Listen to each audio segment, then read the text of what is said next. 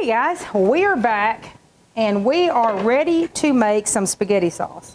The reason we chose to make spaghetti sauce today is because it goes well with our sourdough bread. So that's what we're going to do. We've got our olive oil here that we put into our pot. Now remember, olive, avocado, and coconut are the best oils for your body. Today we're using olive oil because of the taste of it in this spaghetti sauce. So I've got that, the olive oil, and I'm going to put in there 1 onion. Now, while this onion is cooking, we're going to let the onion cook. And garlic, let's see, where's the garlic? Here it is. We can use garlic powder or granulated garlic. Or this is granulated garlic, what am I saying? Or minced garlic.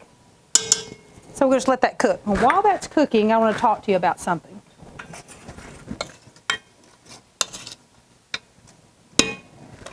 This is not the way I make spaghetti sauce, okay?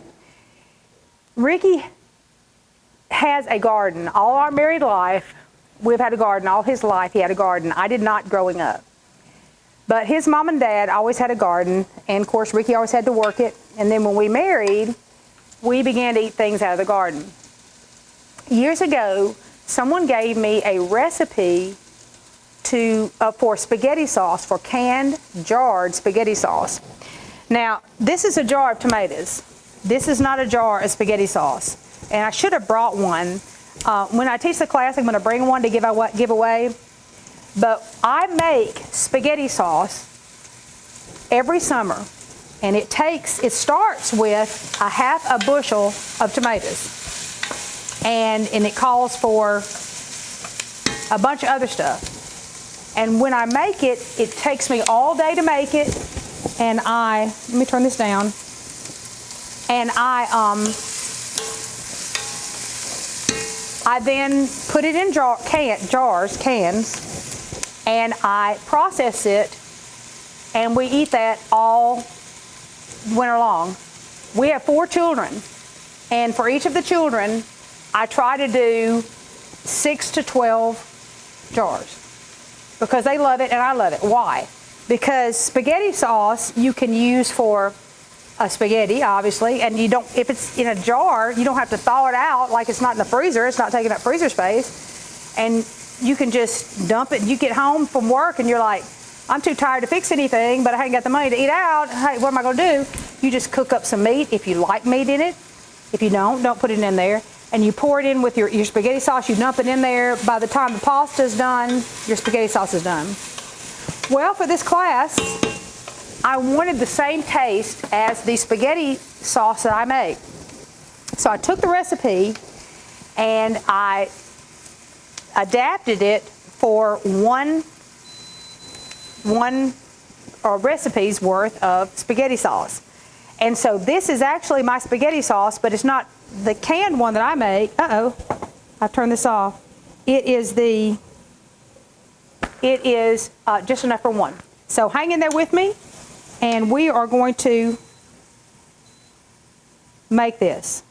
All right. Okay. So I've got my onion cooking in here. I'm going to saute it down until it is tender. There's garlic in here as well. I had garlic powder today, or you can use, like I say, regular garlic or minced out of a jar. Okay, so that's the first thing. The second thing that I'm going to add, if you wanted to add a green pepper, if you like green peppers, or even if you like hot peppers, you could go ahead and put that in there. Okay, then what I would do if I were making it, these are tomatoes from our garden that I can, and what I would do, I would take these tomatoes, and what I did when I was formulating the recipe, I would pop the top open. I take a knife, a sharp knife. I stick it in there, and these are like tomato chunks.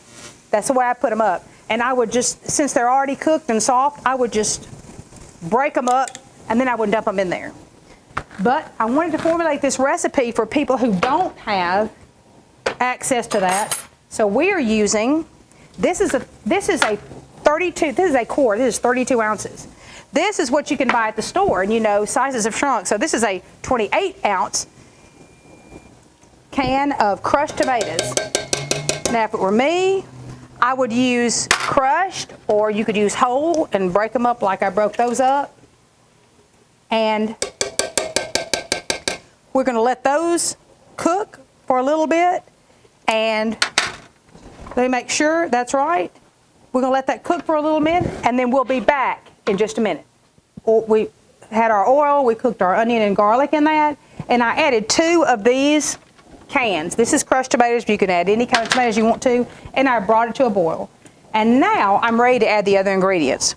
So we're going to go with, in order to make it nice and thick, we're going to go with the organic tomato paste. All right, I'm going to put that in there. It calls for a 12-ounce can, which is bigger than this one. This is 6 ounces, but this is what we were able to find today. So we're going to add 2 of this 6 ounce to make 12 ounces of organic tomato paste. All right, we're going to put that in there. Then we're going to add, we've got organic basil leaves. Now, if you have basil, you need to add the fresh. I do if I have it. Sometimes, one time somebody gave me some basil and it wasn't time to make this. Also, you have to add salt, and I add a little bit of sugar. If you don't like sugar in your spaghetti sauce, don't add it. But I find this is just a 1/4 cup of sugar. This is organic sugar. And you could use some honey, but I find that if you use just a little bit, it cuts the acidity. And so to me, it's good. Now this is going to have to cook for a while. So I'm going to stir everything in, because you want that onion to be nice and married with the rest of those flavors. You want the garlic and the basil to be nice and married with those flavors. So I'm going to let that sit. I've cooked over here some ground meat. Now you could add ground beef. You could add nothing. Or you could add ground beef, ground turkey, ground chicken, ground Italian sausage to this. But today what we have is 93% fat-free or no antibiotic, good for you turkey, ground turkey. That's what we have in here. Now I'm going to turn this down and I'm going to put the lid on it, and while I cook the pasta and do everything else, we're going to let this cook and simmer, and it's going to be great.